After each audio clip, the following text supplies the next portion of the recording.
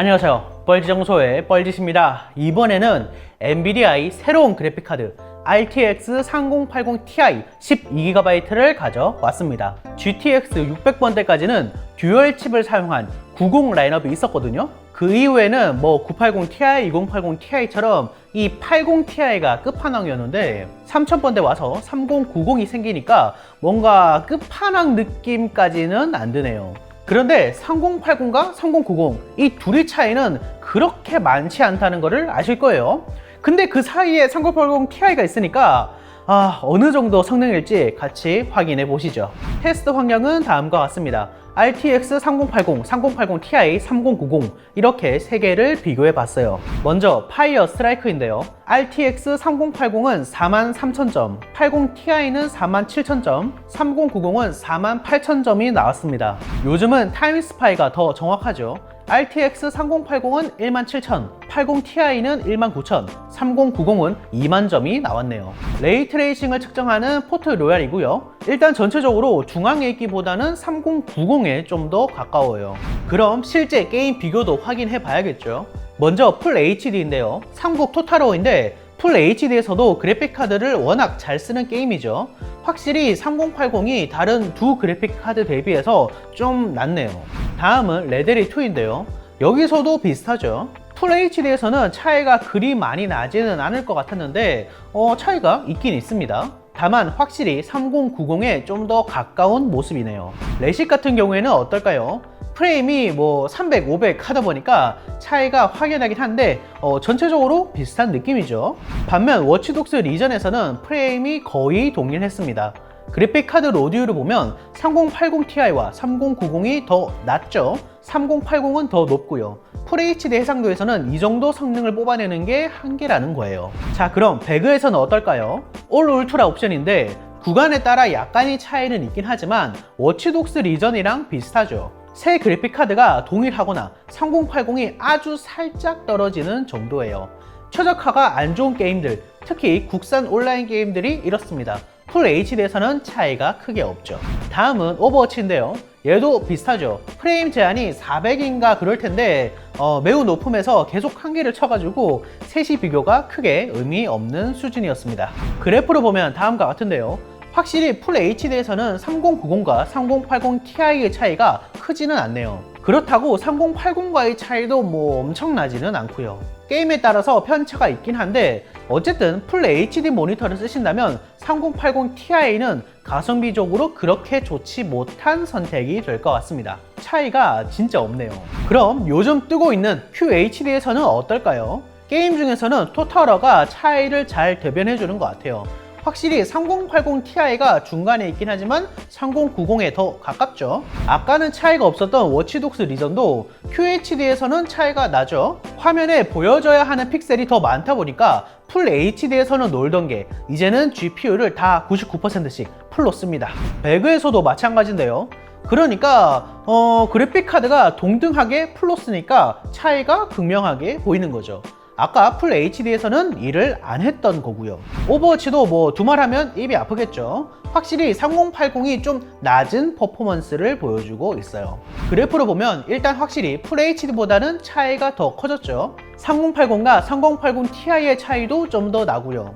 여전히 그래도 몇몇 게임에서는 차이가 크게 없기는 하네요. 거꾸로 생각해서 오히려 RTX 3090급을 사려고 보시는 분들한테는 좋을 수도 있을 것 같아요. 가성비는 상대적인 거니까요.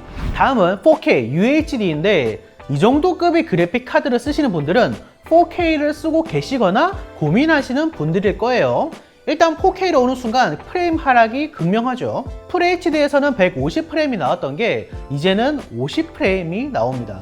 반면 여전히 AAA급 게임들을 아주 약간의 타협만으로 60프레임으로 즐길 수 있고요. 4K로 사용하는 만큼 체감되는 화질이 더 좋겠죠. 배그도 144프레임 방어가 가능한데 이게 리플레이를 돌린 거거든요.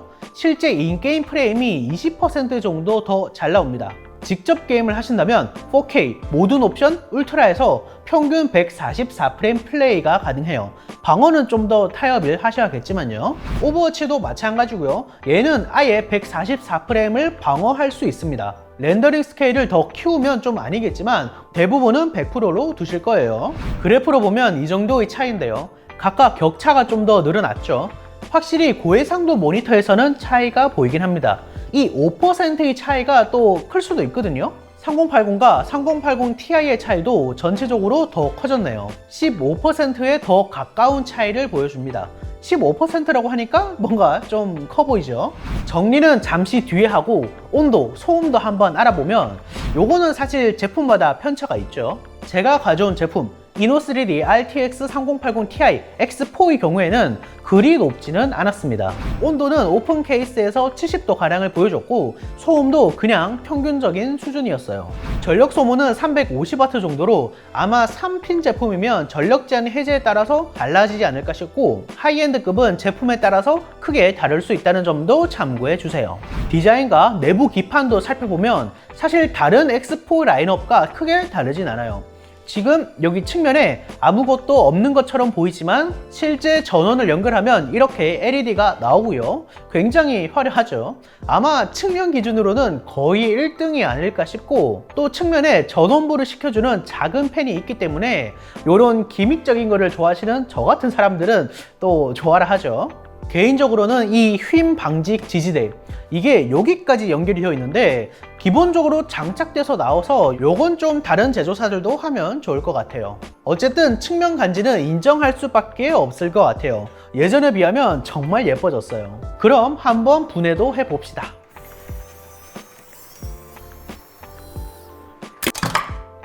자, 이렇게 분해를 완료했고요. 일단 히트파이프 개수나 두께가 이 정도면 상당히 두꺼운 편이고요. 칩을 보니까 GA102-225네요. 기본적으로 3090이 컷칩인 것 같아요. 브레인 구성은 4개, 4개, 상단에 3개, 하단에 하나 해가지고 총 12GB 구성이네요. 자, 지금까지 RTX 3080 Ti 게이밍 성능에 대해서 알아봤는데요.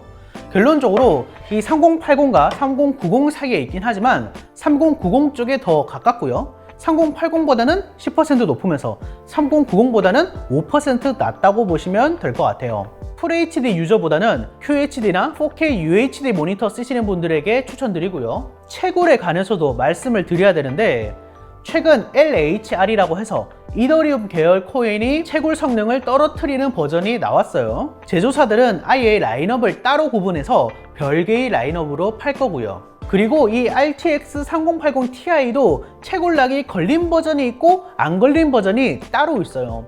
그래서 아마 LHR이냐 아니냐에 따라서도 가격이 좀 다르지 않을까 싶습니다.